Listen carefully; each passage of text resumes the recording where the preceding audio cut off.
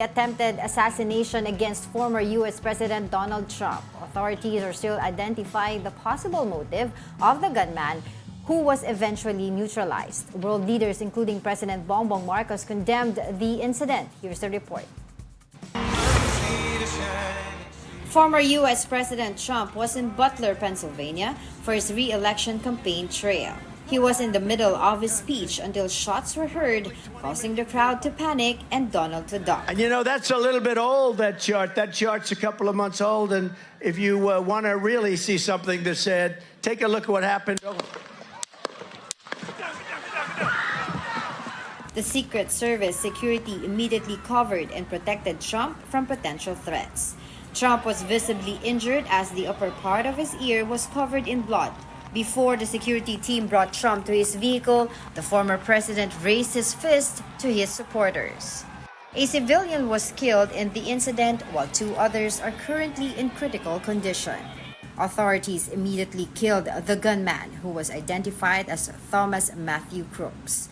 Based on the investigation, Crooks positioned himself on a roof 100 meters from Trump. The Federal Bureau of Investigation is still clueless about the possible motive of the shooter. As I mentioned, we have a number of agents on scene. We also are working closely with other federal agencies, our state partners, and our local police partners as well. The single greatest priority would be to identifying a motive and whether there was anyone else involved. Trump thanked the U.S. Secret Service and the police for the rapid response on the shooting. He is already in good condition. Trump's fiercest opponent, U.S. President Joe Biden, condemned the attack against Trump. Look, there's no place in America for this kind of violence. It's sick. It's sick. It's one of the reasons why we have to unite this country. We cannot allow for this to be happening. World leaders sent their thoughts and prayers to Trump, including President Bongbong Marcos. In a statement, Marcos expressed relief that Trump is already safe. He also emphasized his opposition against political violence. Trump is currently staying in New York while security was increased around Trump Tower. Actually, yung mga conspiracy theories na lumalabas about it ba, di ba? There's may mga sides na nagsasabi US government, may sides na nagsasabi Trump commissioned this for numbers, pero Asawa daw niya. Hindi, pero kasi alam mo, number one, yung security group, the detail, it's assigned by the US government. Former President Trump has no control over that. Yung commander niyan reports directly to the White House, di ba? Kasi every former president is given that detail for the rest of his life as long as buhay siya. As a former president. As a former president. Number two, sabi nila, mahigpit yan, bakit nahuli, di ba? Dapat in and out. Iba po ang level of security ng isang former president sa current president. Mas matindi ang sweeps for a current president, helicopter sweeps, bomb sniffing dogs. Usually, pag mga rallies pa, bihira ang advance party, usually they just secure basic areas daw sa isang venue. I don't know whether they expected this guy to be that brave to shoot so close to Trump. But if you look at the video, nung nakita siya sa roof, right when he was about to fire, umikot ka agad naman yung sniper. Siyempre, but the sniper cannot fire right away kasi hindi mo naman alam kung hostile yan eh. So, hinihintay ng sniper to see maybe kung may weapon na iaangat.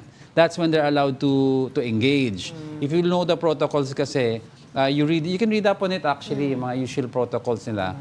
That's, even yung kay President Reagan, when he was fired, almost point blank yan eh. Hindi bumaril ka agad yung mga security detail niya until nakita yung actual barrel. Kasi they could be shooting the wrong person eh. Diba? Pero yun nga yung sinasabi ng mga witnesses doon, yung nag-attend ng mismong rally, sinasabi nila, nakita na nila first hand itong shooter. Diba, napaakyat doon sa bubong at may dala nga daw rifle. At sinasabi na nga daw nila doon sa mga pulis o doon sa otoridad nearby, na meron nga daw na paakit na lalaki doon na may dalang baril. Diba? Yun ang sinasabi nila. And I was looking nga kasi sabi nga nila, nung na-identify na nila itong shooter na napakabata, Diego, no? 20 years old siya. At isang local doon sa Pennsylvania. At sinasabi nga nito na registered Republican siya, Pero 'di ba nung 20, I don't know, I forgot the year na nag-donate siya sa Democratic Party. Yeah, pero you can see $15. may video din siya, may hate video siya. May hate video siya on social media against I really parang some to that effect. I really hate Donald Trump. Ngayon kasi May video siyang nag-unfold ganun na eh. Oo. Diba?